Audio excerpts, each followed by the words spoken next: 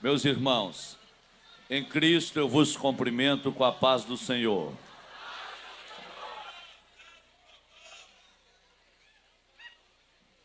Está maravilhoso nós estarmos louvando e adorando o nome de Deus.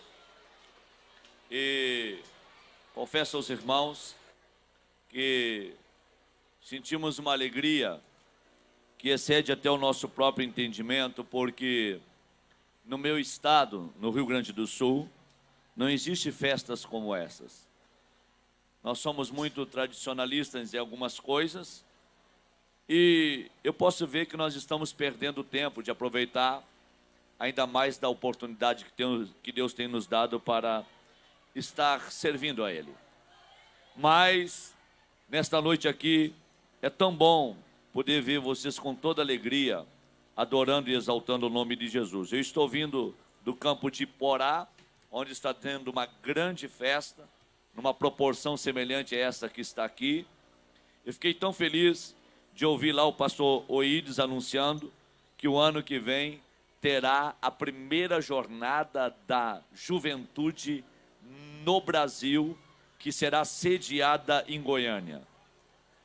Eu tenho por certo que se os católicos se reuniram e trouxeram os jovens de várias partes do mundo para a jornada da juventude que foi no Rio de Janeiro, a Assembleia de Deus pode sim ser mobilizada no Brasil e nós poderemos ter a maior jornada da juventude de toda a história desse país. Imagine se nós, como pregadores, começar a propagar no Brasil acerca desta jornada da juventude e poder fazer migrar para cá, para o estado do Goiás, para Goiânia, de 40 a 50 mil jovens para unir com vocês e nós estarmos todos juntos em Goiânia. Vai dar o Jornal Nacional anunciando, vai sair no Fantástico e a igreja vai ser engrandecida e o nome de Deus vai ser glorificado. Vocês estão de parabéns, porque a Convenção Nacional escolheu sediar a Jornada da Juventude em Goiânia, e com certeza será um fato histórico e será algo marcante para a Assembleia de Deus no Brasil. Eu gostaria de ler um texto da Palavra de Deus com todos vocês. Quem trouxe a sua Bíblia, por gentileza, vamos estar lendo alguns versículos da Palavra do Senhor. Capítulo de número 15 do Evangelho de Lucas.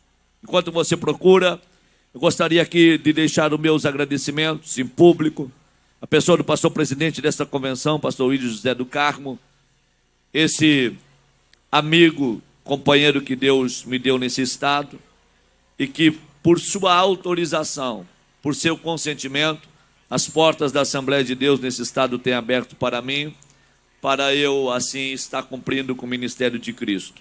Deus em Cristo abençoe esse homem de Deus, sua família e a todos que estão sempre apoiando em torno daquilo que ele tem feito para o reino de Deus. Pastor Eliseu Justo, que é o pastor da igreja local, receba o meu abraço, meu carinho, meu apreço. Pastor José Cláudio, que lidera esta região, como também o nosso querido irmão e amigo, deputado Henrique César. Henrique César é o deputado mais novo que tem desse estado e um dos deputados mais novos do Brasil. Veio para ficar, não veio para passar. E com certeza será um grande representante desta igreja e com certeza Deus estará sendo exaltado através da sua vida. A Valéria Souza, que é líder de toda a mocidade deste campo, está aí na coordenação deste evento. Ao prefeito Davi José, primeira-dama Sandra, receba meu abraço, meu carinho, e as 14 caravanas do norte goiano que hoje estão reunidos aqui. Deus em Cristo abençoe a todos vocês. Os meus amigos e irmãos, quase que coterrâneos, o André e Felipe, lá do sul. O André e Felipe estão conseguindo um feito histórico. Estão conseguindo fazer os pastores do Rio Grande do Sul dar uma dançadinha enquanto eles cantam. Porque para tirar aquele povo, para fazer aquele povo levantar a mão já é uma guerra. Fazer eles fazer um jeitinho com os braços já é uma briga. Eles até mexem com os dedos dentro do sapato, mas não mexem com o pé. Depois que Deus levantou André e Felipe, até eles estão dando uns pulinhos para cima. Então Deus é maravilhoso. Deus guarde a vida desses dois levitas de Deus. Quem encontrou o capítulo 15 do Evangelho de Lucas, nós vamos estar lendo alguns versículos. Versículo de número 1. A seguir, nos diz assim a Bíblia, na tradução que tem. E chegavam-se a ele todos os publicanos e pecadores para o ouvir. E os fariseus e os escribas murmuravam, dizendo: este recebe pecadores e come com eles. E ele lhes propôs esta parábola, dizendo: que homem dentre vós, tendo 100 ovelhas, e perdendo uma delas, não deixa no deserto as 99, e não vai após a perdida, até que venha a achá-la, e achando-a, a põe sobre os seus ombros, cheio de júbilo, e chegando à sua casa, convoca os amigos e vizinhos, dizendo-lhes: alegrai-vos comigo, porque já achei a minha ovelha perdida. Versículo de número 8: ou qual a mulher que, tendo 10 dracmas, se perder uma dracma, não acende a candeia, e varre a casa, e busca com diligência até achar?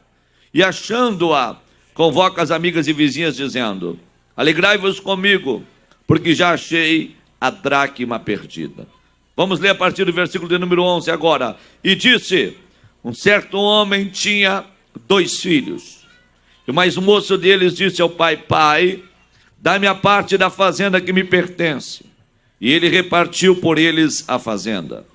E poucos dias depois, o filho mais novo, ajuntando tudo, partiu para uma terra longínqua, e ali desperdiçou a sua fazenda, vivendo dissolutamente. E havendo ele gastado tudo, houve naquela terra uma grande fome, e começou a padecer necessidades. E foi, e chegou-se a um dos cidadãos daquela terra, o qual mandou para os seus campos apacentar porcos. E desejava encher o seu estômago com as bolotas ou alfarrobas que os porcos comiam, e ninguém lhe dava nada. E caindo em si, disse: quantos trabalhadores de meu pai têm abundância de pão, e eu aqui pereço de fome? Levantar-me-ei, e irei ter com meu pai, e dir-lhe: pai, pequei contra o céu e perante ti. Já não sou digno de ser chamado teu filho. Faze-me como um dos teus trabalhadores. E levantando-se foi para seu pai, e quando ainda estava longe, viu seu pai, e moveu-se de íntima compaixão, e correndo, lançou-se-lhe ao pescoço e o beijou. Vamos ler ainda o versículo de número 29. Mas respondendo ele, disse ao pai: eis que te sirvo há tantos anos, sem nunca transgredir o teu mandamento, e nunca me deste um cabrito para alegrar-me com os meus amigos. Vindo, porém, este teu filho, que desperdiçou a tua fazenda com as meretrizes, mataste-lhe o bezerro cevado. E ele lhe disse: filho, tu sempre estás comigo, e todas as minhas coisas são tuas, mas era justo alegrarmos-nos e regozijarmos-nos, porque este teu irmão estava morto e reviveu, tinha-se perdido e foi achado. Amém, queridos? Queiram tomar os vossos assentos, aqueles que podem. Pastor Isaías do Prado, Deus em Cristo abençoe. Senhor, sua esposa, sua mãe digna família, todos os demais pastores aqui, que não fiz uso dos seus nomes por causa da exiguidade do tempo.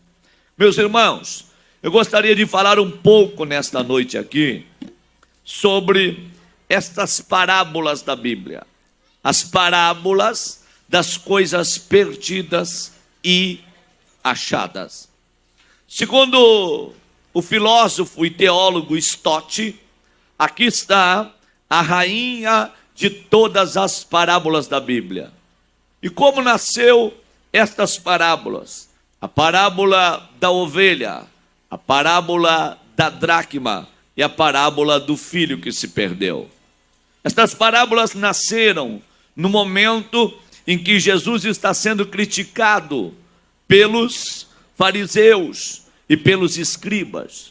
Diz a Bíblia que Jesus, ele além de pregar para os publicanos e para os pecadores, ele ainda tirava parte do seu tempo para estar junto com os pecadores e publicanos.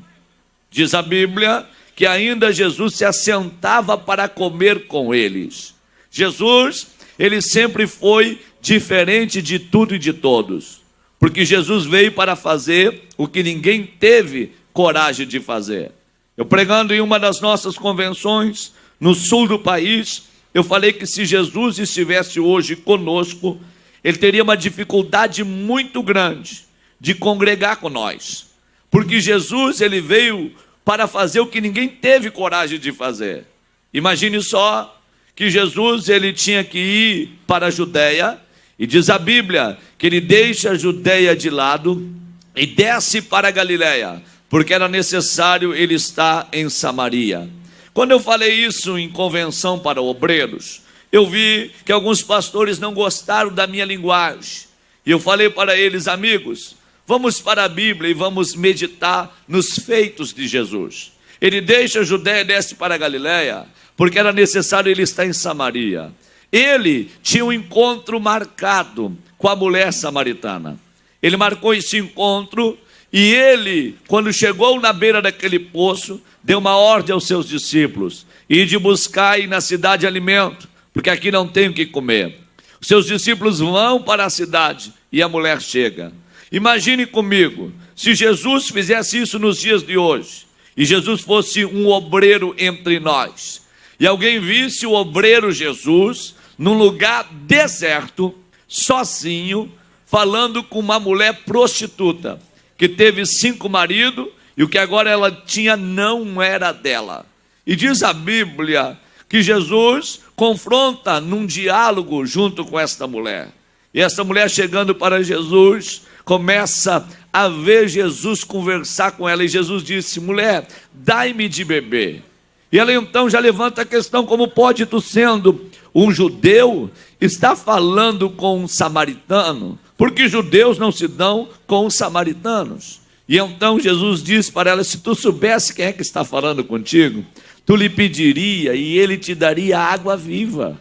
Jesus entra na alma daquela mulher, e aquela mesma mulher que foi junto ao poço com um cântaro vazio, que segundo os historiadores pesaria de 8 a 11 quilos, ela deixa esse cântaro na beira do poço. Ela vê que se encontrou com muito mais alguém do que seja um profeta.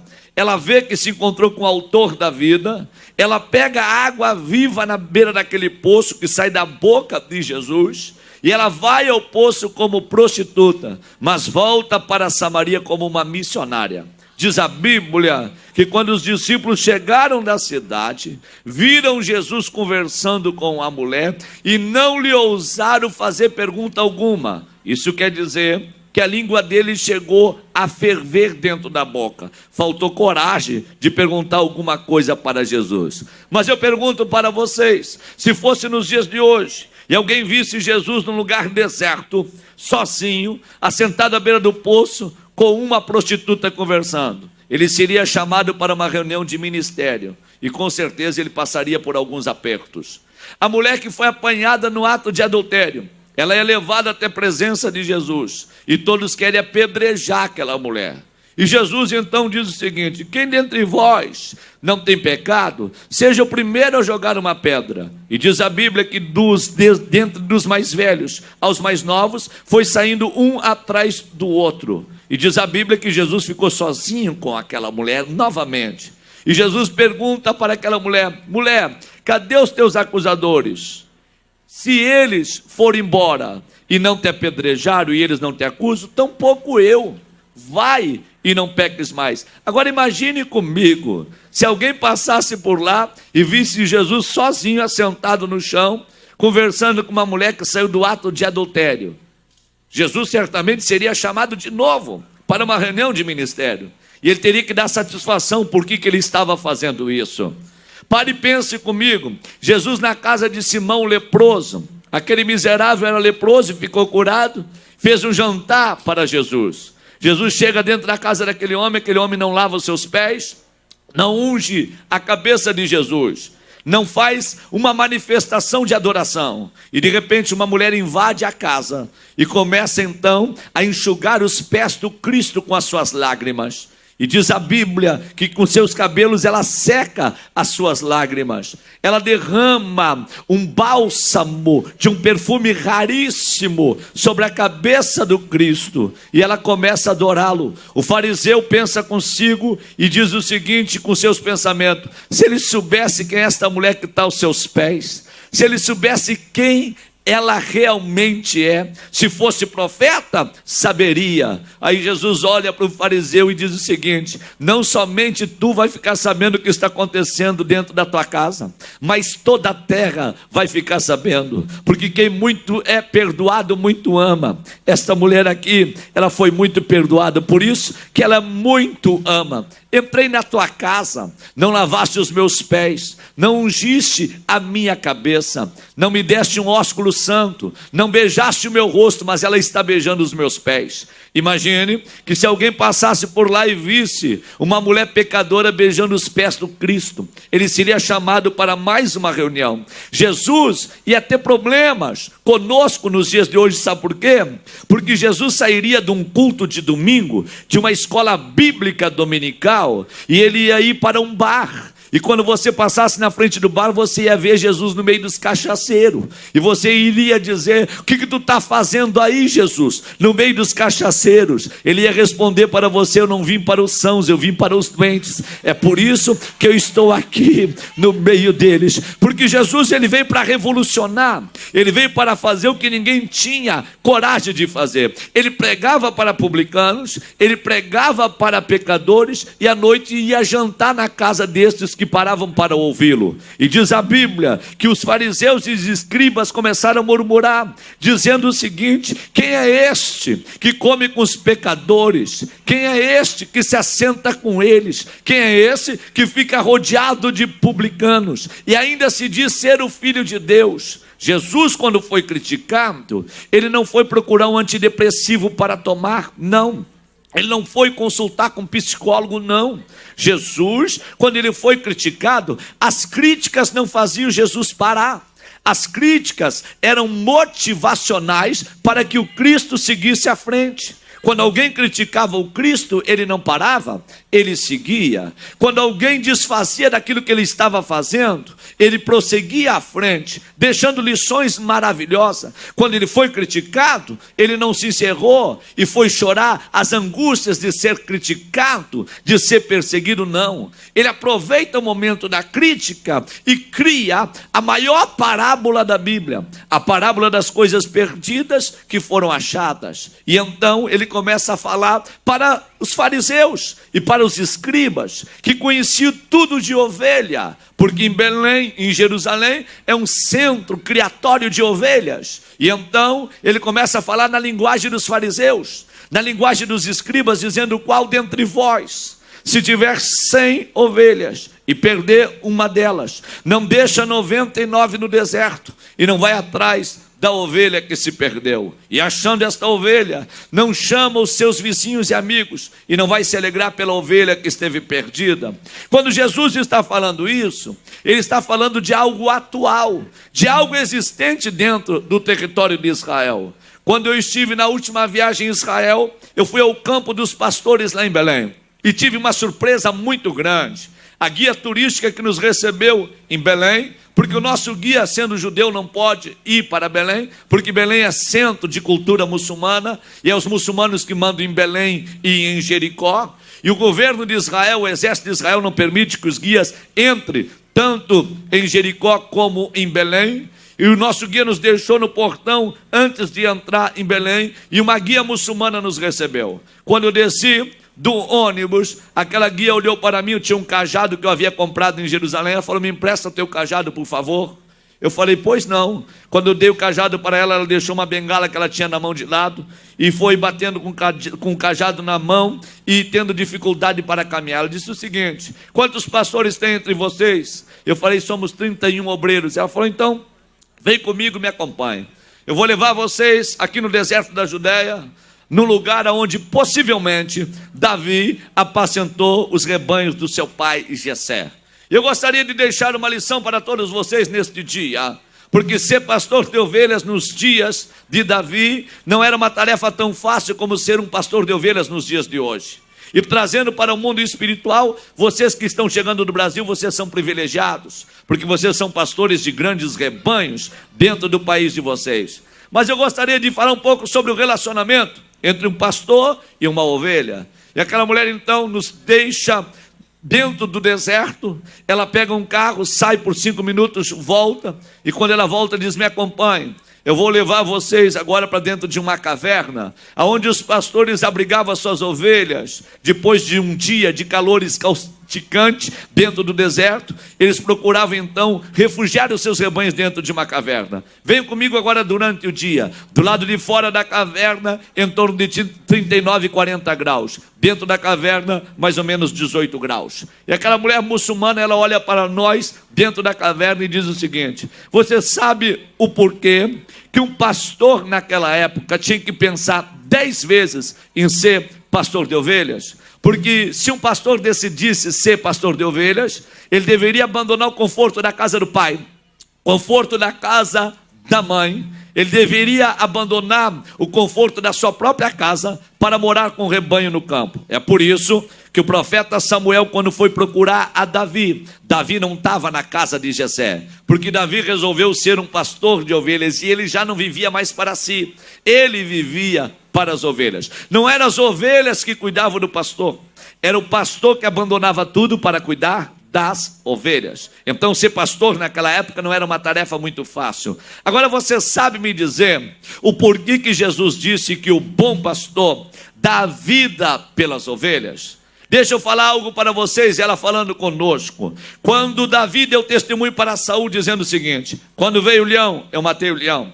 Quando veio o urso, eu matei o urso. Sabe por que Davi deu esse testemunho? Por quê? Porque durante o dia, quando o calor no deserto da Judéia ultrapassa 40 graus, os pastores faziam cavernas semelhantes a estas para refugiar o seu rebanho, para que então as ovelhas estivessem num lugar melhor do que no dia, enfrentando aquele calor terrível do deserto. Mas quando chegava a noite, os pastores tinham cuidado de não saírem com seus rebanhos, porque à noite o predador sai atrás da presa. Então o pastor segurava o rebanho dentro da caverna, e uma vez segurando o rebanho dentro da caverna, esse pastor, quando chegava à noite, ele deitava na porta da caverna, porque se viesse o predador para tocar numa das ovelhas, antes de tocar na ovelha, tinha que passar por cima do pastor que estava deitado na porta da caverna. É por isso que Davi deu testemunho: vindo o leão, matei o leão. Vindo o urso, eu matei o urso, e o Deus que me deu o leão e o urso vai me dar o gigante na palma da minha mão. É por isso que Jesus falou: e o bom pastor, ele dá sua vida pelas ovelhas. Quer dizer, ele dorme na porta da caverna. Antes do predador tocar no rebanho, tem que passar por cima do pastor, porque o pastor, ele tem autoridade sobre o rebanho. Aquela mulher então começa a conversar e fala para nós lá no deserto da Judéia. Deixa eu fazer uma pergunta para vocês: você sabe como é que um pastor se comunica com as ovelhas? Nós dissemos não. Ela pegou aquele cajado, saiu para o lado de fora da caverna e bateu 5 vezes com o cajado contra uma pedra. O suar do tinir daquele cajado contra a rocha produziu um zunido no meio do deserto, e as ovelhas que estavam pastando levantaram as suas cabeças. E ela disse: o bom pastor se comunicava com o rebanho não gritando. Ele convencia o rebanho a vir até ele, não com a força do grito da sua voz, porque a autoridade do pastor estava no seu cajado. Ele batia contra a rocha, e o zunir do cajado chamava a atenção das suas ovelhas. Por exemplo, 3 pastores se encontram no campo, e os rebanhos se misturam. Quando os rebanhos se misturam, um pastor sai para o lado, dá 3 batidas com cajado contra a rocha. Aquelas ovelhas vão atrás daquele pastor. O outro bate 5 vezes lá, o outro bate 8 vezes lá, e os rebanhos, cada um segue o seu próprio pastor. A autoridade de um pastor não está no grito da voz, está no cajado que está na palma da sua mão. E ela então começa a conversar conosco, e ela diz o seguinte: quando um pastor convocava o seu rebanho pela autoridade do seu cajado, e uma das ovelhas não comparecesse na convocação restauração daquele pastor por 3 vezes, o pastor teria que pensar 10 vezes em disciplinar essa ovelha. Sabe como é que era a disciplina de uma ovelha? O pastor pegava o seu cajado e ia em direção à ovelha rebelde, para que ela não colocasse todo o rebanho a perder.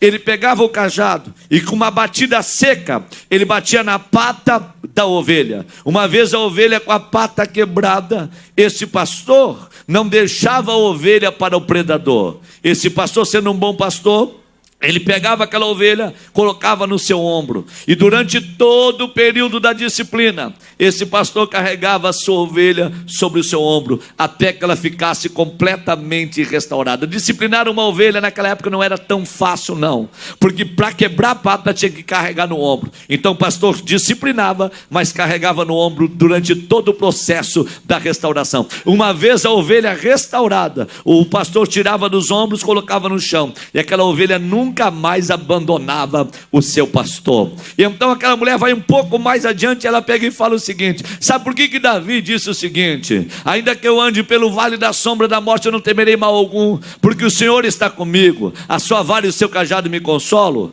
Porque o deserto da Judeia está 740 metros abaixo do nível de Jerusalém, de Belém, que está no monte. Lá em Belém, Jerusalém, chove 1000 milímetros por ano. Na época das chuvas em Belém e em Jerusalém, a água que cai lá em cima desce pelos vales. E se um pastor estiver na banda do deserto, no vale, e ele não tiver com o pé no vale e com seus olhos voltados para o monte, ele pode ser apanhado de surpresa. Porque se cair uma pancada d'água em Jerusalém e em Belém, essas águas vêm pelo vale e poderão apanhar esse pastor de surpresa com o seu rebanho. Só que tem porém, o pastor, o verdadeiro pastor, ele poderia estar com o pé no vale, mas os olhos dele teria que estar voltado para o monte. Ele teria que estar olhando todo dia para Jerusalém. É por isso que Davi dizia: eleva os meus olhos para os montes, porque é de lá que vem o meu socorro. O meu socorro vem do Senhor que fez os céus e a terra. E aquela mulher lá dentro daquela caverna, ela fala: eu estou empolgada ministrando para pastores brasileiros, porque eu sei que lá no Brasil está o maior movimento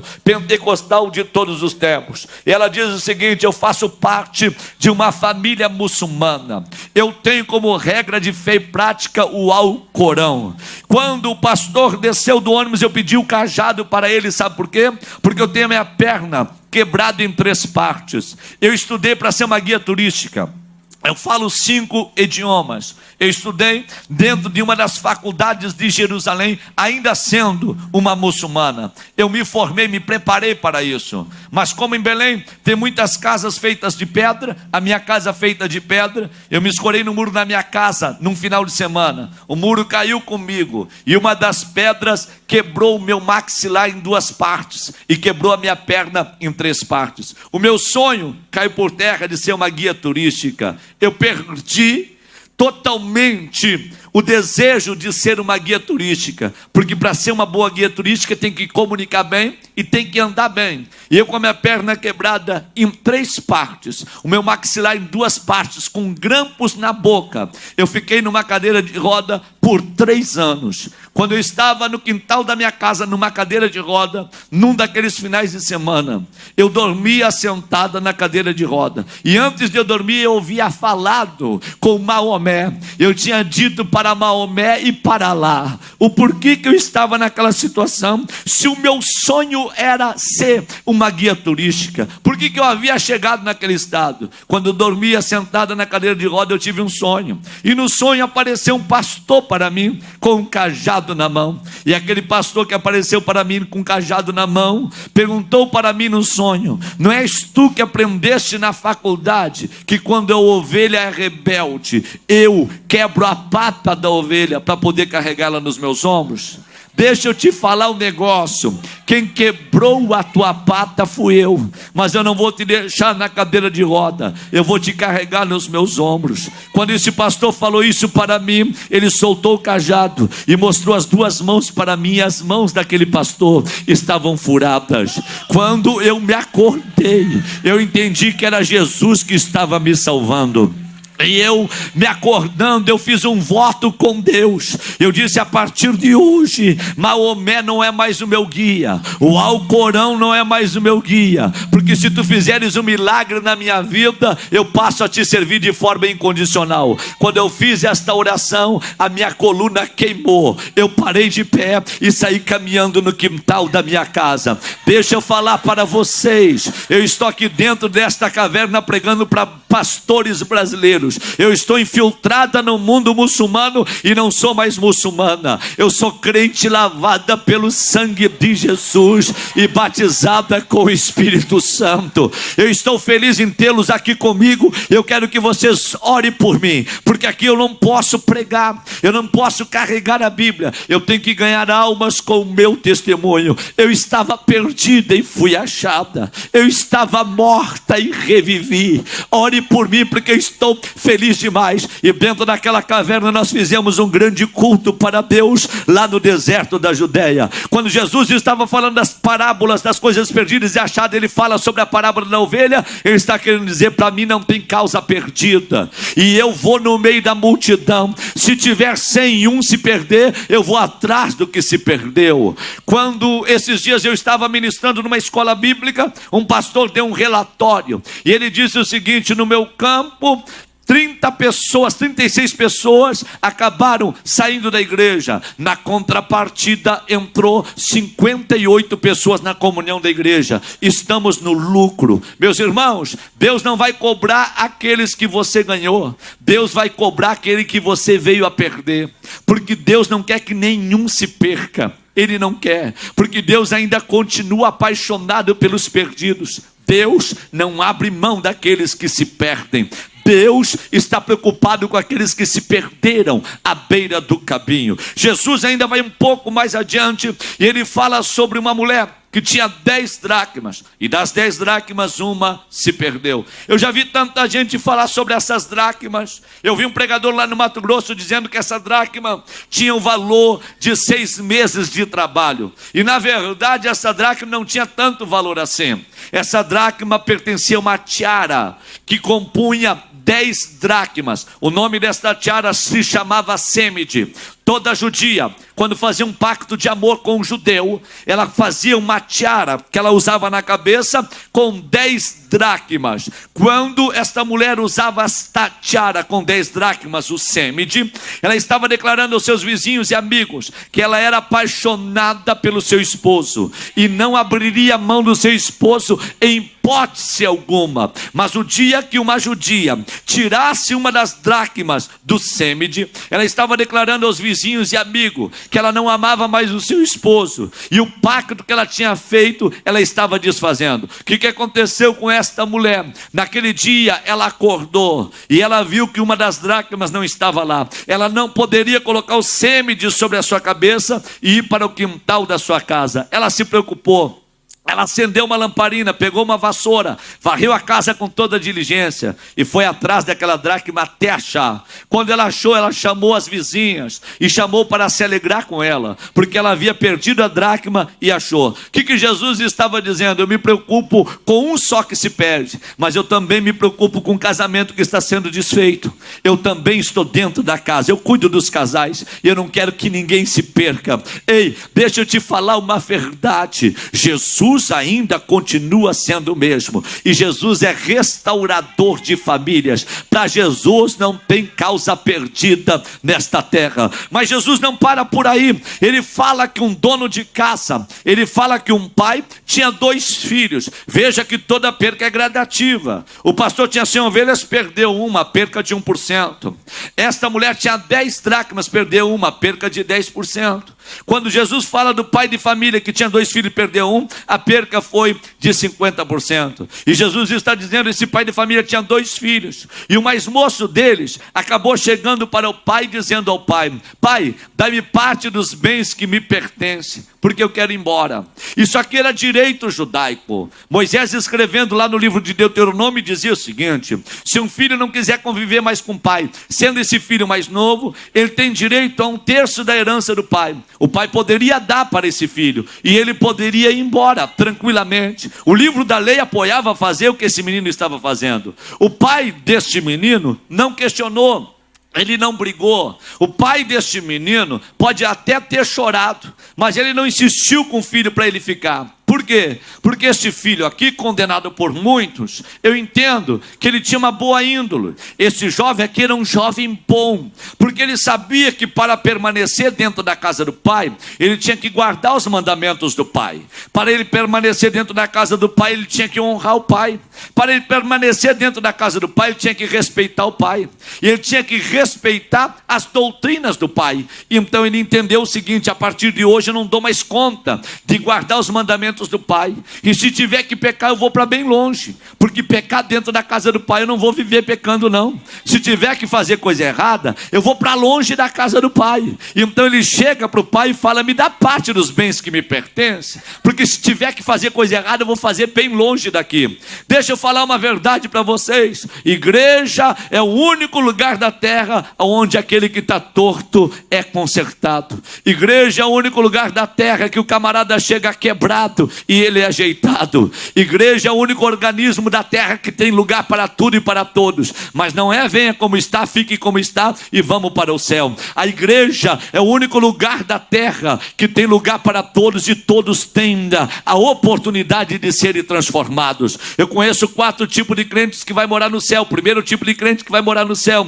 é aquele que nasceu de novo, o que nasceu da água e do Espírito. Esse vai morar no céu. Jesus falou para Nicodemos: se não nascer de novo não entra lá. Tem que nascer de novo, tem que mudar de vida. Não é venha como está, fique como está e vamos para o céu. Não, venha como está e mude de vida aqui dentro. Venha como está. Quem dava calote, pare de dar. Quem comprava e não pagava, agora compra e vai pagar suas contas. Ei, quem fornicava e prostituía, pare de prostituir, porque aqui é lugar de consertar, aqui não é lugar de ficar fazendo coisa errada. Aqui é lugar de colocar a vida em ordem. Segundo tipo de crente que vai morar no céu, o crente que crê, diz a Bíblia: aquele que crê será salvo. O que não crê já está condenado. A palavra crer no original quer dizer depositar toda a confiança sem desconfiar. Terceiro tipo de crente que vai morar no céu, o crente perseverante, diz a Bíblia: e aquele que perseverar até o fim será salvo. O céu é para gente teimosa, que vai tropeçando, se arrastando, andando de joelho, uma hora corre, outra hora senta, mas tem desejo de chegar lá.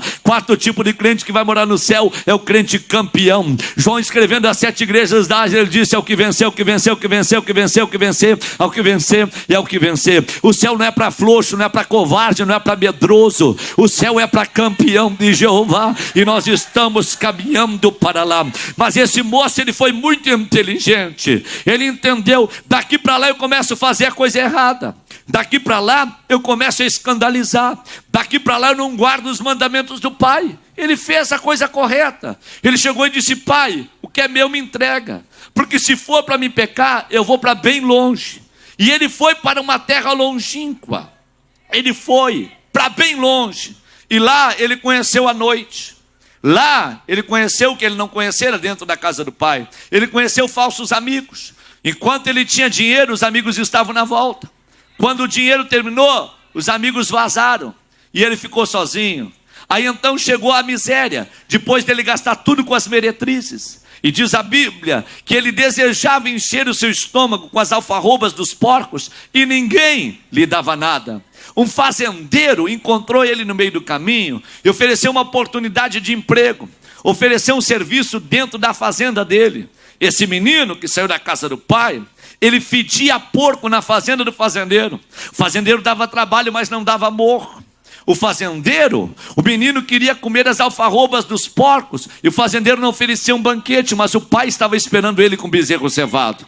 Este fazendeiro aqui não se preocupava com a roupa do menino, se ele estava fedendo ou não estava fedendo, mas o pai estava esperando ele com uma túnica nova. Esse fazendeiro aqui não estava preocupado se ele estava no meio dos estercos dos porcos. O pai estava preocupado em dar um banho nele e trocar a sandália dos seus pés. O pai estava esperando por ele. Só a única coisa que eu lamento na vida deste menino aqui é que quando ele decidiu sair de dentro da casa do pai, ele não encontrou na terra por onde ele andava um jovem que parasse ele no meio do caminho e dissesse: ei, aqui não é o teu lugar, aqui não é lugar bom para você, volte para a casa do teu pai. Ele não encontrou um missionário, ele não encontrou um jovem que influenciasse ele a voltar para a casa do seu pai. Ele encontrou meretriz, ele encontrou falsos amigos, ele encontrou balada, ele encontrou cachaça, encontrou cerveja, encontrou tudo. Ele só não encontrou um jovem que influenciasse ele a voltar para a casa do pai. A única coisa que eu lamento na vida deste menino é ele não ter tido a sorte que eu tive. Por quê? Porque um dia eu fui perdido. Eu nasci dentro de uma terreira de umbanda da minha mãe, Dona Gleci Fontoura, mãe de santo. Ela passou a servir aos demônios quando tinha 13 anos de idade. Minha mãe tinha 3 terreiras de macumba no meio da minha família. Quando minha mãe ficou grávida de mim, quando ela sentiu as contrações para me ganhar, antes dela ir para o hospital, ela passou por dentro da terreira, e os demônios disseram que ela não iria me ganhar no hospital.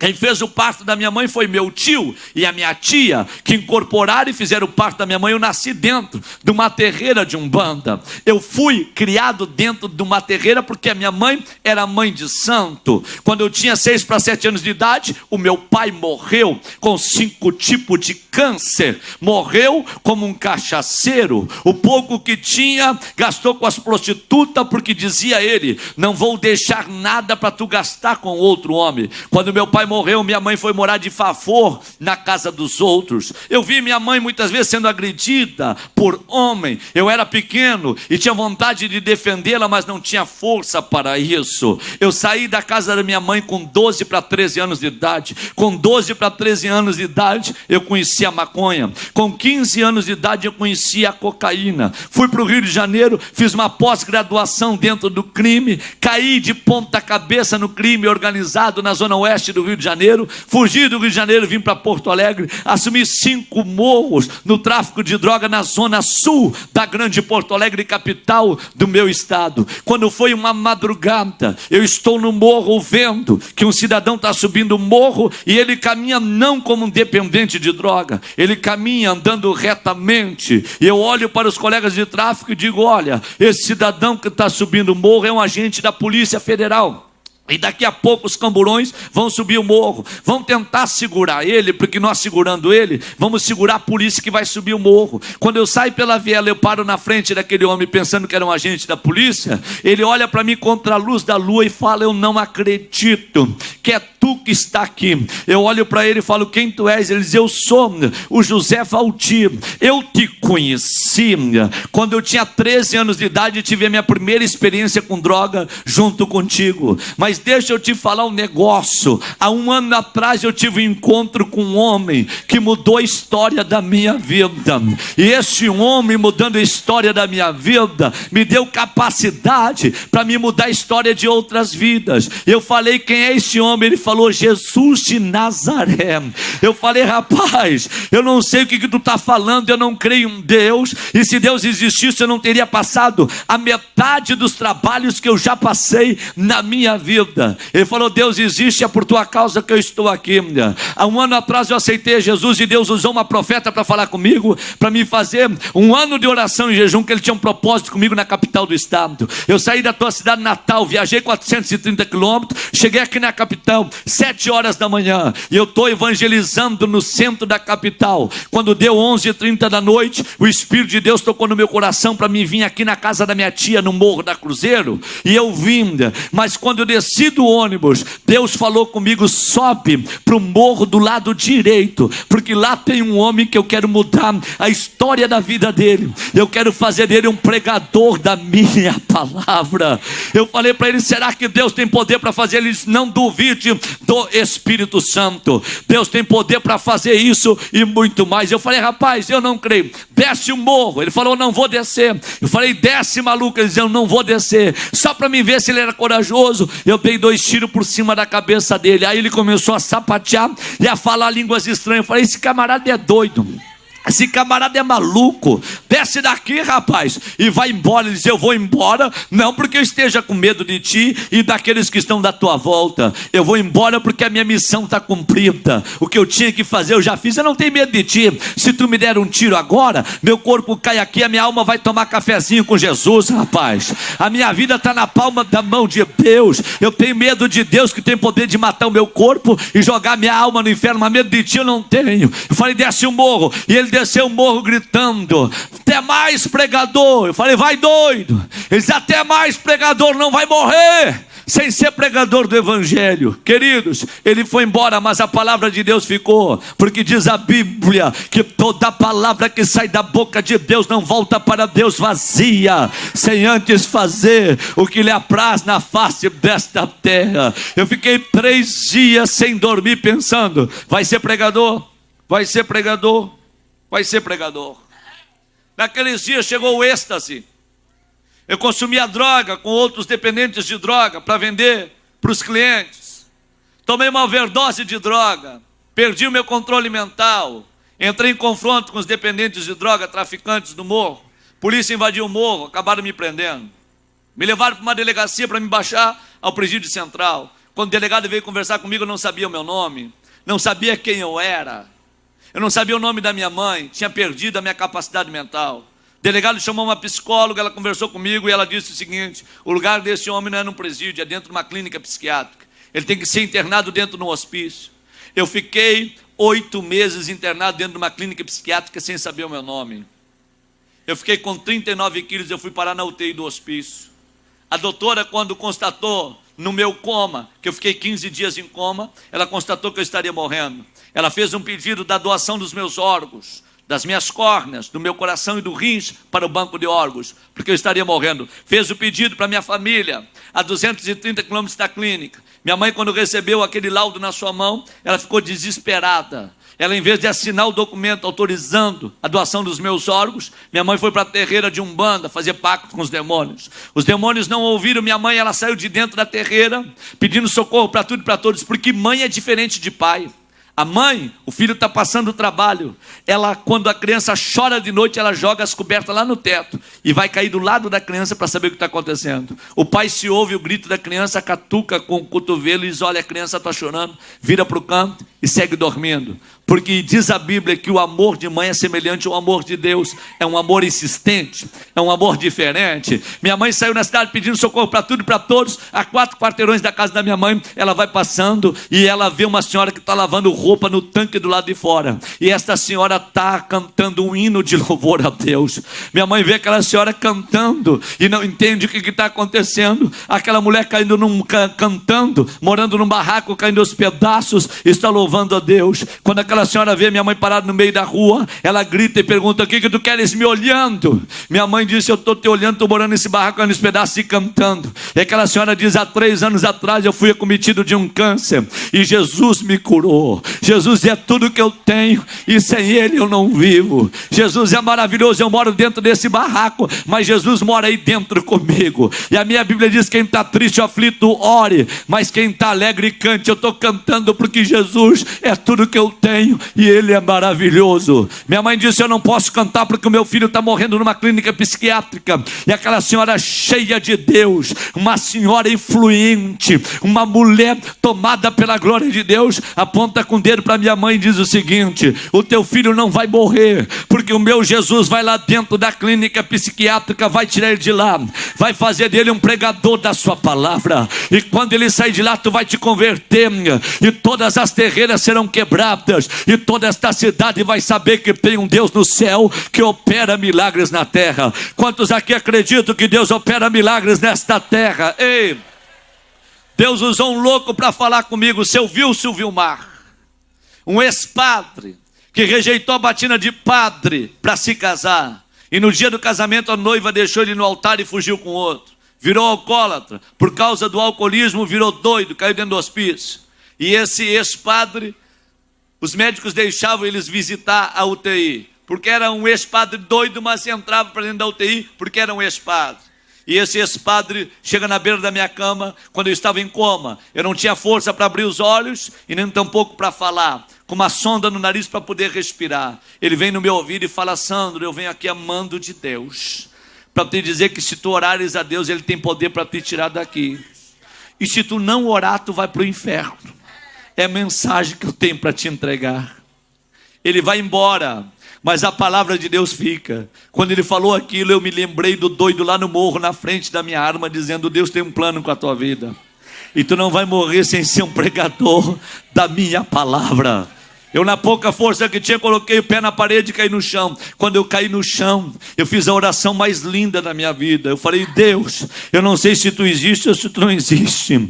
Dois doidos vieram atrás de mim para dizer que tu tens um plano com a minha vida e tu queres fazer de mim um pregador da tua palavra. Se isso é verdade, entra agora aqui dentro desta UTI e me dá um abraço de pai.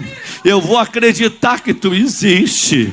E toma lugar de pai na minha vida, porque eu não tive pai. O meu pai morreu quando eu tinha 5 para 6 anos de idade. Me dá um abraço. Na mesma hora, enquanto eu orava, eu vi uma nuvem da glória de Deus que entrou para dentro daquela UTI. Eu senti literalmente alguém me abraçando e dizendo: eu estou aqui porque eu te amo, e a partir de hoje eu ocupo o lugar de pai na tua vida.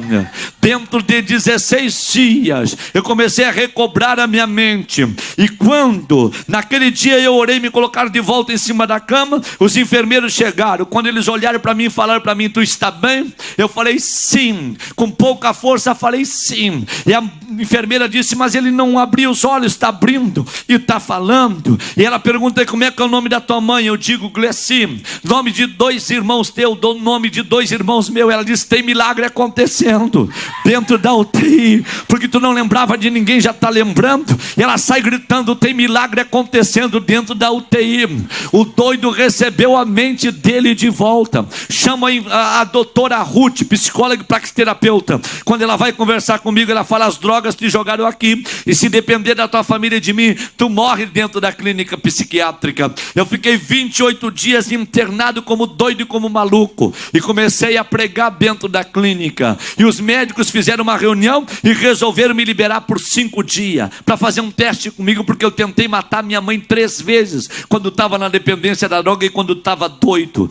E então eles me liberaram com uma condição: não deixe ele comer alimento nenhum com faca ou com garfo na mão, porque ele tem um desvirtuamento, ele tem um descontrole mental e é muito perigoso. Quando eu estava na clínica, um psicólogo me ajudou e disse o seguinte: tu vai sair hoje e tu vai visitar a tua família por 5 dias, é um teste que os médicos estão fazendo contigo. Só que tem um porém: se tu tiver qualquer problema, eles vão te trazer de volta e tu nunca mais vai sair daqui. Procura te controlar. Tua mãe está do lado de fora te esperando. Vocês vão viajar 240 quilômetros até a terra de vocês. Controla-se, porque um doido, quando ele chora demais, ele vai fazer alguma loucura, e quando ele ri demais, também vai fazer alguma loucura. E lá fora tem 2 psicólogos te observando. Se tu vê a tua mãe começar a chorar demais, tu volta para a clínica. Se tu rir demais, tu volta. Então te controla.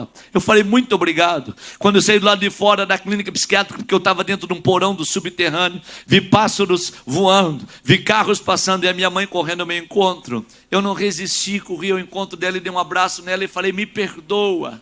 Tanta vergonha que eu já fiz a senhora passar. A senhora já ouviu palavrão de meretriz, a senhora já parou na frente de arma por causa minha. Me perdoa, porque agora a nossa vida começa a mudar. Ela falou para mim: meu filho, o último lugar que eu tinha para te visitar era dentro de uma clínica psiquiátrica, mas eu te amo tanto, teu filho que mais me dá problema, mas teu filho que eu mais amo. Eu não queria morrer sem ver tu mudado, sem ver tu transformado. Eu queria morrer tendo um pouco de alegria contigo. Eu falei: a partir de hoje tudo vai mudando. Me algemaram, 2 PMs me levaram para minha cidade. Quando cheguei na ambulância, desci, eles disseram: qualquer alteração, liga na delegacia, nós prendemos e levamos de volta para a clínica, tá bom? Quando eu entrei para dentro da casa da minha mãe falou: meu filho, agora hoje à noite nós vamos ter que agradecer aos orixás, aos guias, porque eles disseram que tu ia sair terça-feira 3 horas da tarde, e tu saiu terça-feira 3 horas da tarde, e nós vamos ter que ir à noite no Congal agradecer aos orixás, aos Exus, Exus. Eu falei para ela, mas quem me tirou da clínica não foi Orixá e nem Exu. Quem me tirou da clínica foi Jesus de Nazaré. Eu não devo mais nada aos guias. Ela falou, tu vai comigo para a terreira? Eu falei, não vou. Ela disse, tu vai? Eu falei, não vou. Na terceira vez que ela falou, eu gritei dizendo que não ia. Ela disse, eu vou chamar a polícia. Eu falei, não chama a polícia. A senhora tem Bíblia dentro de casa? Ela disse, na luta que eu estou passando contigo, até Bíblia eu ganhei. Foi em cima do guarda-roupa, trouxe uma Bíblia. Eu falei, antes de chamar a polícia, me empresta a Bíblia. Eu fui para o quarto do fundo, um quartinho feito de piso de chão batido. Coloquei a Bíblia em cima de uma cama e dobrei meu joelho e falei, Deus, eu não te conheço. 2 loucos falaram para mim que tu tens um plano com a minha vida. Se por acaso tu és o Deus que usou os 2 loucos para falar comigo, que escreveste a Bíblia, usa a tua palavra agora para falar comigo. Aí eu vou crer que tu está me chamando. Quando eu terminei de orar, eu abri a Bíblia. Os meus olhos caíram em cima do profeta Isaías, no capítulo 41, versículo 10, que diz, não temas, porque eu sou contigo. Não te assombres, porque eu sou o Senhor teu Deus. Eu te ajudo, eu te esforço com a destra da minha justiça. Eis que envergonhados e confundidos serão todos que se levantarem contra ti, porque eu sou o Senhor teu Deus, que hoje te tomo pela tua mão direita e te digo, não temas, porque eu vou te ajudar. Quando eu li o texto, eu dei um grito pentecostal. Eu disse, isso é que é Deus. Minha mãe correu lá no quarto do fundo e falou, tu tá doido? Eu falei, não tô doido. 2 loucos falaram que Deus tem um plano com a minha vida. E olha o que a Bíblia diz, não temas, porque eu sou contigo. E se Deus escreveu a Bíblia, não tenho que temer. Fica tranquila, à noite eu vou com a senhora para dentro da terreira, não há problema algum. Ela falou, era tudo que eu queria ouvir, porque senão os guias iriam me cobrar. À noite eu fui para aquele congal, 40 cavalos do diabo incorporado. Quando eu cheguei na porta, minha mãe, tira o calçado, tu foste criado aqui dentro, respeita os guias. Eu falei, eu vou tirar os calçados, mas eles não são mais meus guias. O meu guia está aqui dentro do meu coração. Quando eu entrei para dentro do congal, o homem que liderava a sessão diz, traz ele aqui. Minha mãe disse, teu pai já está te chamando. Eu falei, esse aí não é meu pai não. O meu pai já está aqui dentro do meu coração há muito tempo. Quando eu parei na frente daquele homem cheio de demônio, ele olhou para mim e falou, tu nunca foste feliz na tua vida, é verdade ou mentira? Eu falei, não, eu nunca fui feliz na minha vida. Nunca tiveste paz? Eu falei, nunca tive paz. E aquele homem cheio de demônios olhou para mim, então, pois bem, pela porta que tu entraste, tu vai sair agora, e não é para tu nunca mais voltar aqui, porque aqui não é o teu lugar. Eu te vejo alegre e feliz andando de um lado para o outro. Eu te vejo com uma linda família, alegre e feliz, cheio de paz, cheio de alegria. Sai daqui agora e não volta nunca mais aqui, porque aqui não é o teu lugar. Eu falei, dá para tu repetir para minha mãe ouvir, Satanás? Ele falou, dá. E então ele repete para minha mãe, tira ele daqui, aqui não é o lugar dele, vai ter uma linda família. Eu vejo ele andando de um lado para o outro, e não é nunca mais para ele voltar aqui neste lugar. Sabe o que é isso? Soberania de Deus. Eu não sei se o diabo tem pescoço ou não tem, mas se ele tem cabeça, deve ter pescoço. O meu Jesus, na soberania dele, entrou no inferno naquela madrugada, pegou o diabo pelo pescoço, porque Jesus manda no céu, manda na terra e manda até no inferno. O diabo tem o chaveiro na mão, porque a chave do inferno da morte Jesus já tomou dele. Jesus entrou lá de madrugada e falou, abre a tua boca, demônio, e fala para ele que aí não é o lugar dele, que eu tenho paz para dar para ele, felicidade para dar para ele, que eu tenho uma família para dar para ele. E quando Jesus manda, até demônio tem que obedecer. E esse Jesus está no nosso meio nesta noite. Quem vem para sentir a presença dele, levanta as tuas mãos lá em cima, abre a tua boca e dá um brado de glória ao nome desse Deus. Ei, me escute por gentileza. Eu saí naquela noite da terreira, fui para a casa da minha mãe. Ela ficou no congal. Naquela noite o diabo deu a última investida dele contra a minha vida. Satanás colocou na minha mente, soluciona o teu problema, vai até a casa do teu tio, se despede dele, e no fundo da casa dele tem muitas árvores, te mata enforcado lá, porque aí tu morre, soluciona o problema da tua família e vai para o céu. Eu acordei de manhã, peguei uma bolsa, coloquei uma corda dentro e saí. Quando eu saí da minha casa, escondido da minha mãe, eu passei na casa da irmã que havia profetizado para mim, para minha mãe, que Deus iria fazer uma obra na minha vida. Quando eu vou passando, aquela senhora vem saindo no quintal de casa. Quando ela olha, ela grita, ei, Tu não és o Sandro, filho da Gleci? Eu falei, sim. Eu com aquela bolsa na mão com uma corda dentro. Ela disse, meu filho, eu há quase um mês estou orando pela tua vida, para o meu Jesus te tirar daquela clínica. E não é que ele ouviu a minha oração? Como Deus é bom. Eu quero orar por ti. Vem aqui para dentro do meu barraco. Quando ela fazia assim com a mão, eu dava 2 passos. Vem. Quando eu me dei de conta, eu estava na salinha do barraco daquela irmã. Ela falou para a filha dela, para Ione, vai lá na esquina e avisa a irmã lá, que me ajudou em oração, e diz para ela que Deus já ouviu a nossa oração, o Sandro já está aqui. Aquela criança saiu correndo, e quando voltou, aquela irmã veio junto. Quando a irmã entrou pela cozinha, falou para a irmã Isidora, cadê ele? Está aí na sala. Quando a irmã entrou, ela falou, eu não acredito. Como Deus é maravilhoso. Nem um mês de jejum e Deus já respondeu a nossa oração. Tirou ele de lá. E elas olham para mim e falam, meu filho, a tua alma vale mais que o mundo todo perdido. E nós vamos agradecer a Deus porque Ele te tirou daquele lugar terrível. E as duas deram as mãos e começaram a orar. Davam 2 passos para lá, 2 passos para cá. E de repente a glória de Deus desceu. As crianças orando por mim começaram a chorar. Eu não resisti à presença de Deus, caí de joelho no chão e comecei a chorar. Ela vem, toma aquela bolsa da minha mão, falando em línguas estranhas, coloca em cima da mesa, abre aquela bolsa, tira a corda de dentro, joga no chão, e as duas começam a sapatear em cima da corda, e começam a gritar, Satanás, tu perdeu a batalha, porque a batalha é de Deus, e aqui está um pregador da palavra de Deus, aleluia. Eu chorei demais. Ela disse para mim, meu filho, não vai para onde tu ia ir, a corda fica aqui, a bolsa fica aqui, volta para casa da tua mãe, à noite nós estamos de culto na igreja, tem uma cruzada que nós estamos realizando, eu vou te buscar para tu ir para a igreja conosco, tu vai? Eu falei, eu vou. Quando foi à noite, chuva que Deus mandava, aquela irmã muito simples, com uma bota de borracha no pé, com um guarda-chuvinha, bateu na porta da casa da minha mãe. Quando ela bateu, ela perguntou, cadê o meu filho? Minha mãe ficou endemoniada, porque era uma senhora negra, e falou para ela, quem tu pensa que tu é, para dizer que o Sandro é teu filho? Por acaso ele foi gerado no ventre de uma negra? Mas crente cheio do Espírito Santo não perde elegância nunca. Aquela mulher tomada pela presença de Deus falou, ei bobinha, teu ele é filho biológico, meu ele é filho espiritual, quem gerou ele em oração fui eu. Eu quero levar ele para dentro da casa de Deus hoje. Quando eu saí de dentro da casa da minha mãe para ir para o culto, aquela senhora olhando para minha mãe falou, hoje ele voltará diferente. E estava chovendo, ela pergunta, tem um guarda-chuva para ele? Ela diz, aqui tem guarda-chuva, mas não tem para crente. Aquela senhora cheia de Deus olhou para mim e falou, não te preocupa, tu vai ouvir a palavra sequinho, tu não vai te molhar, tá bom?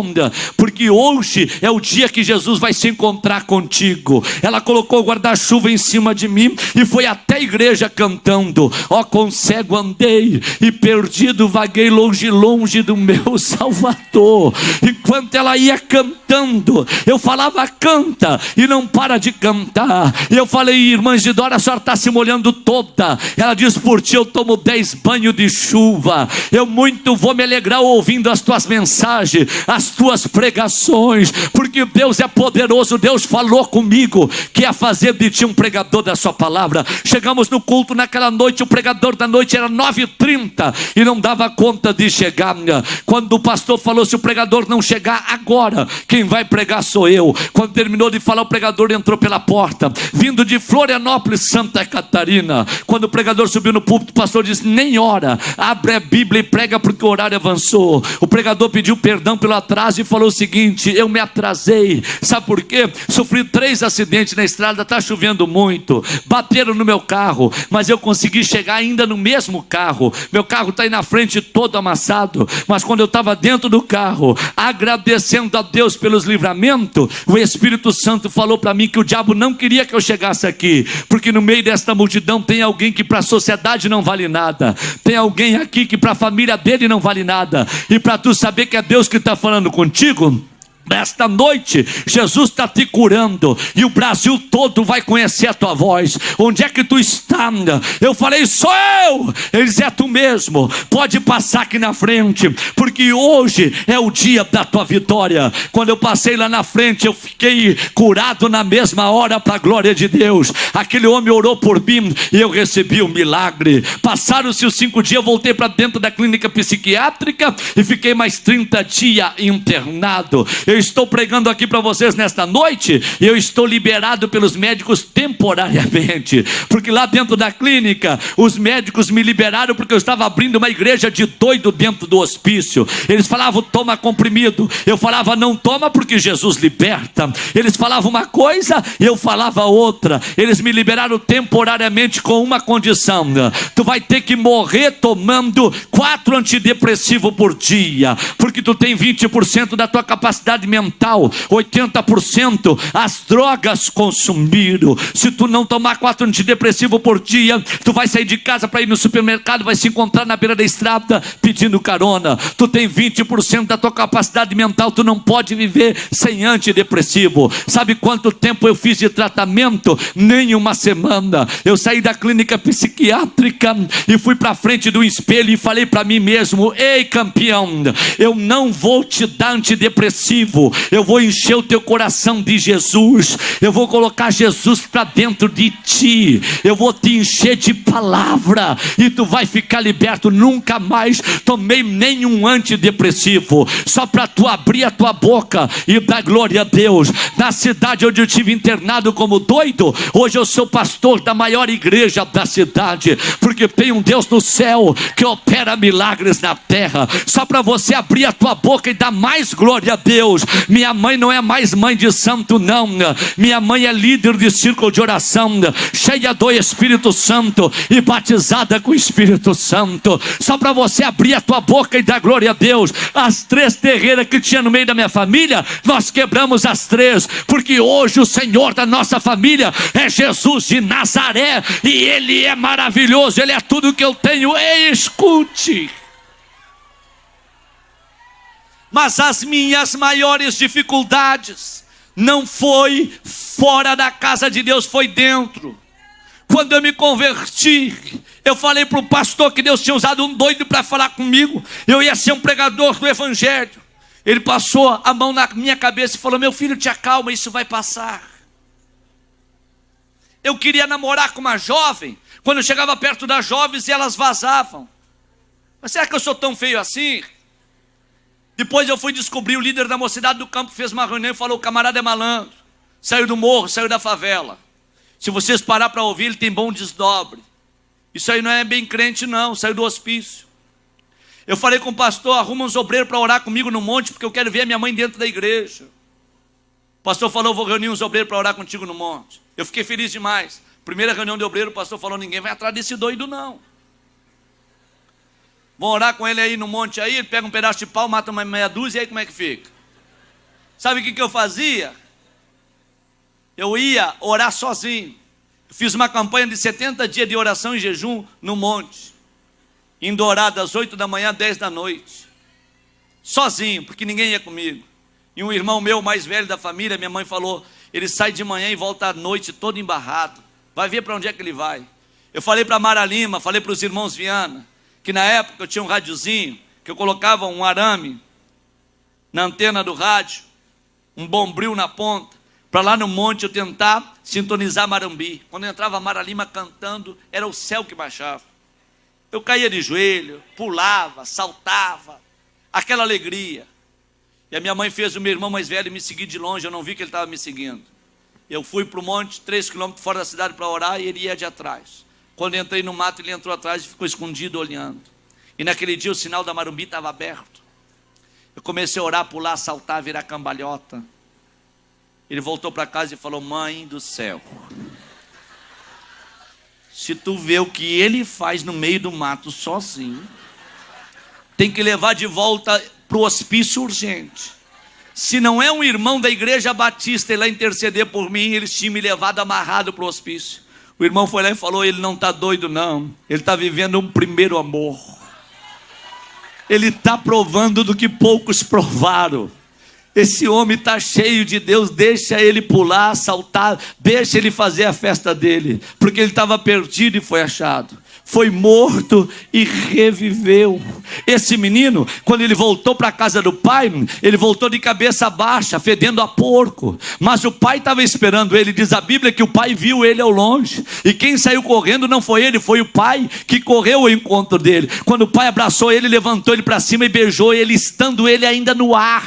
E então o pai disse: filho, vem para cá, vou matar o bezerro, vou fazer uma festa. Estava perdido, foi achado. Estava morto e reviveu. Mas aconteceu um episódio aqui, e eu gostaria de parar aqui a minha mensagem. Quando o filho mais velho, o irmão mais velho da casa, recebendo uma influência de fora, abriu a boca e falou para os empregados da casa do pai: que festa é essa que está acontecendo aí? Quando ele recebe a notícia que o filho que estava perdido foi achado, que o irmão havia regressado, ele não quer entrar na festa. Por quê? Porque ele recebeu a influência dos seus amigos. Ele fala para o pai, quando o pai vai ter com ele do lado de fora da casa: ei, estive contigo todo esse tempo guardando os teus mandamentos, e tu nunca me deste um cabrito para me comer com os meus amigos. Vindo este teu filho, tu mataste o bezerro cevado e está fazendo uma festa para ele. Então o pai abre a boca e fala: meu filho, era comum que eu fizesse uma festa como essa, tudo que eu tenho é teu,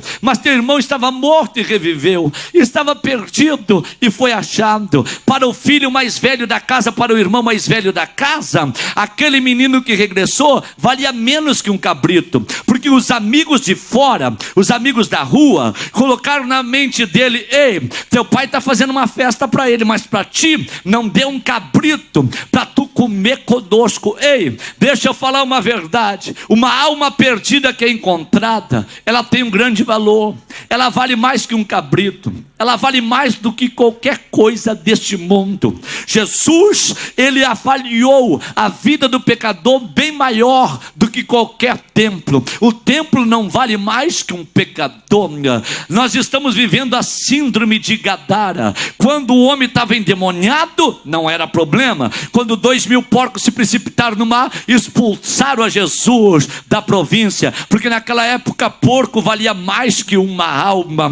Jonas amou mais um pé de abóbora do que 120.000 almas que estavam se perdendo em Nínive. Quando Deus matou o pé de abóbora, Jonas quis morrer, porque ele amava mais o pé de abóbora do que as almas que estavam perecendo. Aqui no estado do Goiás, eu estava pregando em Anápolis, e o empresário me procurou no púlpito e falou: pastor, ora por mim, porque eu investi R$1 milhão em avestruz, e a empresa foi à falência. Eu queria tanto receber esse dinheiro de volta. Eu falei: não vou orar não, meu irmão, está perdendo tempo. Tu acha que eu vou orar por avestruz? Se tu estivesse investindo na obra de Deus, e tu investisse R$1 milhão em almas, em evangelho, em evangelismo, tu não tinha perdido esses R$1 milhão.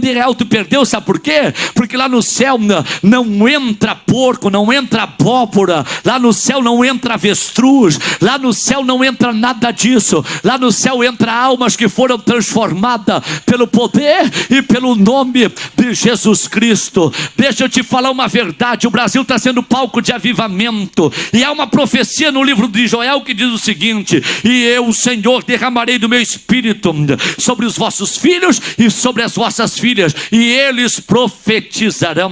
Sabe por que o Brasil hoje é palco de avivamento? E não há dúvida disso, porque 36% da nação brasileira é composto de jovens. O avivamento chegou aí, o avivamento é para todos nós, mas nós temos que abrir o nosso olho para o avivamento não virar movimento. É muito movimento e pouco avivamento. O avivamento faz eu me apaixonar por almas, o avivamento faz eu ser um homem influenciável e não me deixe influenciar por nada. O avivamento faz eu andar no meio da lama sem me contaminar. O avivamento faz eu ir a uma festa sem beber uma cerveja. O avivamento faz eu andar no meio dos colegas de faculdade que fumam maconha sem usar droga. O avivamento é diferente do movimento. Agora entenda comigo, Billy Graham, sabendo disso, há 21 anos atrás, Deus falou com o veterano Billy Graham: Sabe o que Deus falou para Billy Graham? O avivamento está saindo da América do Norte. Billy Graham reuniu mais de 100 evangelistas de uma das praças de Washington e falou o seguinte: Deus comunicou comigo que o avivamento está saindo da América do Norte, e Deus falou comigo que o avivamento vai sair se nós não se humilhar e se nós não clamar diante dele. E numa das praças de Washington, o veterano Billy Graham levantou mais de 100 bandeiras, trouxe evangelistas de mais de 100 países do mundo, representando aquelas bandeiras. E quando ele está clamando em praça pública, falando para Deus: Deus, tu precisa dos americanos para evangelizar o mundo. Um chafariz jogando água para cima, vem um vento e sopra a água do chafariz e molha a bandeira do Brasil. Deus levanta um coreano que sai falando em língua portuguesa no meio da praça, pulando e saltando, e o coreano profetiza para Billy Graham: eis que a bandeira que foi molhada pela água do chafariz, eu tenho um propósito com esta nação. Digo eu, Senhor, vocês amaram mais ao dólar, vocês amaram mais ao orgulho, vocês amaram mais a soberba do que a presença do meu Espírito, vocês amaram mais as coisas desta vida do que a minha presença. A bandeira que foi molhada pela água do chafariz, é para lá que eu estou mandando o maior avivamento de toda a história. E se esse povo não quiser abrir a boca para dar glória ao meu nome, assim como eu rejeitei vocês, eu vou rejeitar este povo. Quando eu chego aqui e vejo vocês adorando, eu vejo vocês glorificando a Deus, 25 para as 11 da noite, vocês estão aqui presos, detidos pela palavra de Deus. Sabe o que é isso? O avivamento da palavra chegou, o avivamento de Jesus chegou, a glória de Deus está descendo, e esta nação vai saber que tem um povo que adora ao bendito nome dele. Só quem está sentindo a poderosa presença de Deus, se você pode, segure a mão desse irmão que está do teu lado aí, vai, segure a mão desta irmã que está do teu lado aí, em nome de Jesus, vai, segure a mão desse irmão, segure a mão desta irmã, e se você pode, aperte bem apertado a mão dele, até ele abrir a boca e dar glória a Deus, vai, até ele abrir a boca e dar glória a Deus. Aperta bem apertado a mão dele, levanta a mão dele, guerreiro, para cima, levanta a mão dela para cima, guerreira. Ei, eu vou te dar 1 minuto para tu fechar os teus olhos e abrir a tua boca. 1 minuto, 1 minuto. Quem tem glória, abre a boca e dá glória. Quem tem aleluia, abre a boca e dá aleluia. Quem é batizado com o Espírito Santo, seja renovado agora. Quem não é batizado e veio aqui para receber poder de Deus, Jesus vai te batizar nesta noite. Só quem está sentindo a glória de Deus, levanta bem alto a mão do teu irmão para cima, levanta mais alto que tu puder. 1 minuto, fecha os olhos e abre a boca, vai, fecha os olhos e abre a boca, vai, fecha os olhos e abre a boca, vai, fecha os olhos e abre a boca, vai. Só quem está sentindo a glória de Deus, enche o teu pulmão de ar agora e dá um brado de glória, de glória, de glória, de glória. Quem foi perdido e foi achando, quem estava morto e reviveu, abre a boca e dá glória ao nome desse Deus. Ai, ai,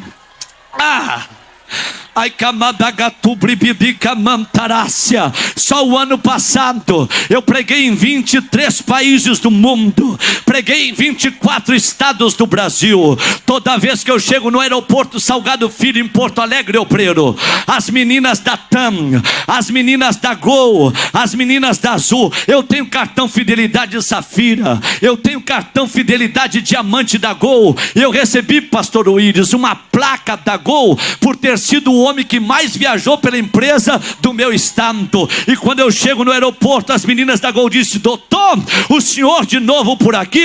Eu digo: eu não sou doutor, eu sou um doido que Jesus tirou do hospício para fazer dele um pregador da sua palavra. Eu sou resgatador de vidas, eu vim para influenciar essa geração, eu vim para influenciar o meu país. Ei, abre a tua boca e sinta o que eu estou sentindo, abre a tua boca e receba a glória de Deus que está descendo aqui nessa noite. Ei, quem vem para receber, abre a tua boca. Ai, Uracabaci. Oh, Ai mandagandu bribidica mantarácia, ecalaiandu bribidica mantalápia. Um alemão chamado Reinhard Bonk está fazendo cruzadas gigantescas na África.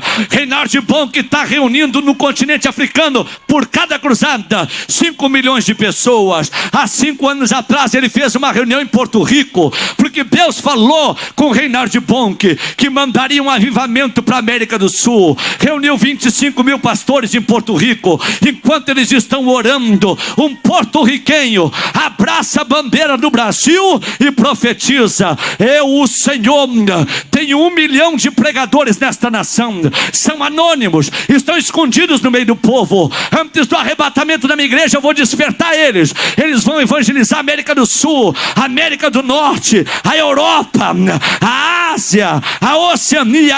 Ei, eu preguei em 24 estados do Brasil o ano passado, mas deixa eu falar uma verdade: o Goiás está no coração do Brasil. Eu posso afirmar que aqui está virando um palco de avivamento, está saindo cantores para o Brasil, pregadores para o Brasil, e esta nação vai ser incendiada. Ei, abre a tua boca nesta noite, o que você vem receber, receba.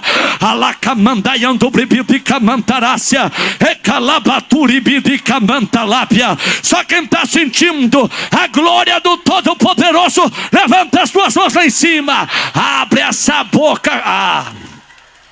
Uricabadaga subribidica mantarácia, ecalaiandu bribibianta, aia subribidica mantarápia.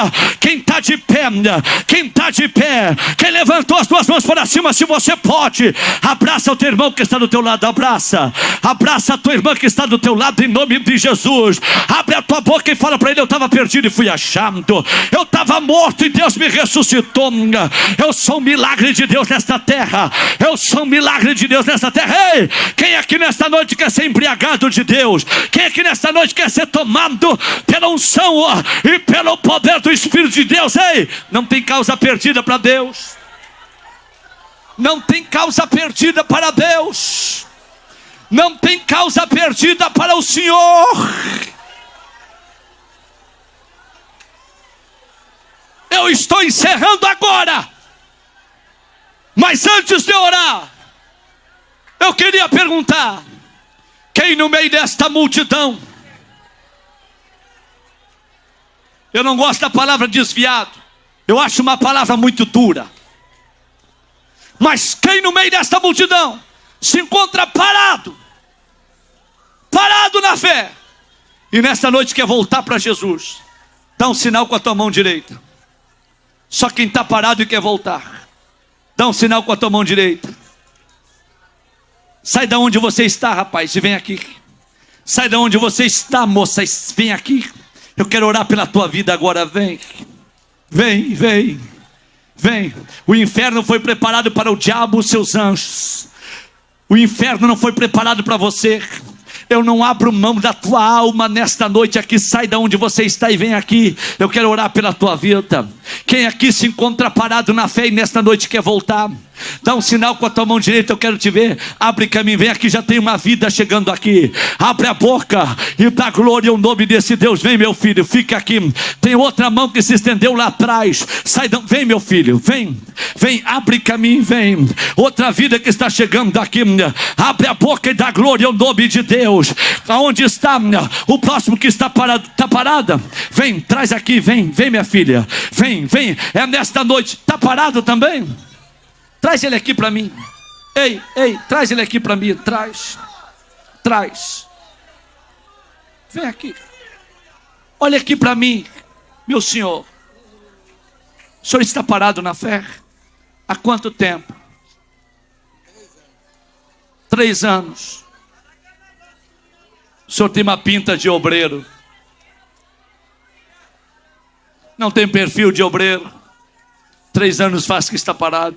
Está voltando nessa noite. Sabe por que o senhor está voltando para Jesus nessa noite? Sabe por quê? Sabe por que o senhor não morreu durante esses 3 anos que o senhor esteve afastado? Porque tem alguém dentro da sua casa que ora pelo Senhor todos os dias e não abriu mão da sua alma para o diabo. O senhor estava morto e reviveu. estava perdido e foi achado. Pode abrir a boca e dar glória a Deus, porque hoje Deus começa a fazer algo novo através do Senhor. Tem mais alguém que está parado aí, quer voltar? Dá um sinal com a tua mão direita, eu quero te ver. Mais uma vida subindo aqui. Tem mais alguém que está parado? Abre caminho, abre caminho, abre caminho, vem. Tem mais outra vida subindo aqui, mais outra vida subindo ali. Se vocês não quiserem abrir a boca para dar glória a Deus, não tem problema, mas nesta noite está tendo festa no céu. Abre a tua boca e dá glória ao nome desse Deus que é todo poderoso e que é maravilhoso. Quem mais? Quem mais? Quem mais? Estava morto e quer reviver. Estava parado, tem outra vida subindo aqui, outra vida chegando aqui. Abre a boca, levanta as tuas mãos para cima. A Assembleia de Deus está de festa nesta noite. Ei! Dá mais retorno aqui para mim. Quem mais? Quem mais? Tem mais alguém no meio desta multidão? Ei! Esta noite foi preparada para você. Esta festa foi feita por tua causa. Ei! Rompe no meio desta multidão e venha. O céu é tua morada. O céu é tua herança. Vem! Outra vida que está chegando aqui, vem. Oracaba subra badaca mantaraia. Tem mais vidas que estão chegando por aqui. Eu vou orar. Eu quero fazer um apelo. Cadê a geração de doido e apaixonada por Jesus? Quem aqui nesta noite quer ser um profeta de Deus para esta nação? Quem aqui nesta noite quer ser embriagado e tomado pela glória de Deus? Ainda tem lugar aqui na frente. Quem quer sentir mais de Deus, quem quer receber mais da glória de Deus, rompe no meio da multidão e vem aqui na frente do altar, vem. Mas não vem de boca fechada, vem glorificando, vem adorando. E calaba subra badaca mantarábia.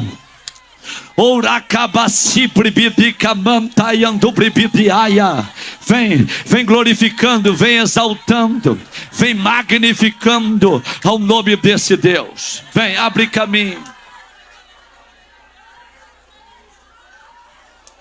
Tem alguém no meio desta multidão que quer entregar sua vida para Jesus? Que ainda não é crente e quer passar a ser a partir desta noite? Se tem, abre caminho e vem aqui. Vem, minha filha. Deixa ela chegar aqui. Vem.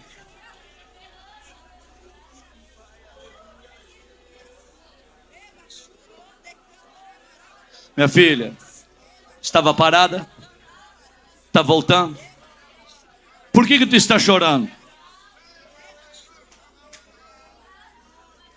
Os psicólogos dizem assim, ó. Quem chora está triste. Quem ri está alegre. Aí Deus olha do céu para a terra e diz, eu vou levantar um povo doido, que quando chorar, vai chorar de alegria. Tu está chorando, porque tu sabe que tu não merecia sentir o que tu está sentindo. Tu sabe que tu não merecia receber o que tu está recebendo. É porque Deus é apaixonado por ti. Abre a tua boca e pode dar glória a Deus. Os teus pecados estão lançados dentro do mar do esquecimento. Volta a falar línguas estranhas. Receba da glória de Deus. Seja tomado pela unção e pelo poder do Espírito Santo. Receba o santo batismo com o Espírito Santo.